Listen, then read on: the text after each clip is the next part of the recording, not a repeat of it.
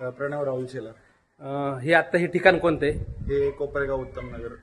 कोपरेगाव Uttam Nagar India Khadakwasla. India Pune. Sir आता आपण जे मशीन बसवलं हो. हे कोणत्या कंपनीचं मशीन आहे? हे RTGS. RT ॲग्रोचं मशीन आहे. हे कुठून मागवलं सर? हे युट्यूब थ्रू मी तुमचा नंबर भेटला मला म्हणून तुम्हाला contact केला. पुण्यातनं मागवलं. बरं. तर आता आपण जे पाणी वापरता हे कसलं पाणी आहे? बोरचं ते आहे? बोरिंगचं हार्ड वॉटर. त्यांनी काय प्रॉब्लेम येत होता आपल्याला? त्यांनी ते बाथरूम वरती ते व्हाईट सॉल्ट राहत होती, अजून कपड्यात पण राहत होती, अजून ते थोडं हार्ड असं हार्ड होतं, आंघोळ वगैरे friction कर- जाणवायचं. ओके. आता आपण जे मशीन बसवलं हे RT ग्रो वॉटर कंडिशनर, आता आपण पाण्यात काही डेमो केले, तुम्हाला काय वाटतं काय काय डेमो मध्ये तुम्हाला फरक दिसतोय? एक तर त्यांनी सॉल्ट कमी झालंय, ते म्हणजे- ऍक्टिवेट झालंय की पाण्याची जर चव घेतली मागच्या पुढच्या पाण्यात तर काय चव येते तुम्हाला काय वाटलं? ते खूप लाईट अजून असं जिभेवरती कळून येतं तुम्हाला लगेच पाण्यात. म्हणजे मशीनच्या अगोदरचं पाणी तुम्हाला हार्ड वाटत होतं, हो. मशीनच्या नंतरचं पाणी तुम्हाला टेस्ट मध्येच तुम्हाला कळून येतं. टेस्ट मध्ये फरक जाणवला? येतं. तुम्हाला RO टाईप वॉटर फील होतं. म्हणजे टेस्ट मध्ये तुम्हाला फरक कळला.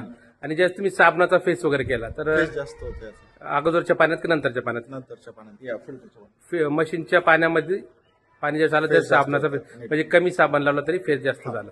आणि तुम्हाला फिलिंग असं पाण्यात हात घालून बोटावर पाणी घेतो काय वाटतं? पाण्यात फिल्टरचं पाणी खूप सॉफ्ट होतं, म्हणजे काही फ्रिक्शन एवढं नव्हतं. म्हणजे हार्डपणा काही वॉटर नव्हतं? मध्ये खूप फ्रिक्शन होतं, म्हणजे हात असे काय म्हणतो आपण फ्रिक्शन फील व्हायचं हातात. अच्छा, म्हणजे ते सॉफ्ट मध्ये तुम्हाला कन्वर्ट झालं. Convert. Okay sir, thank you. Thank you.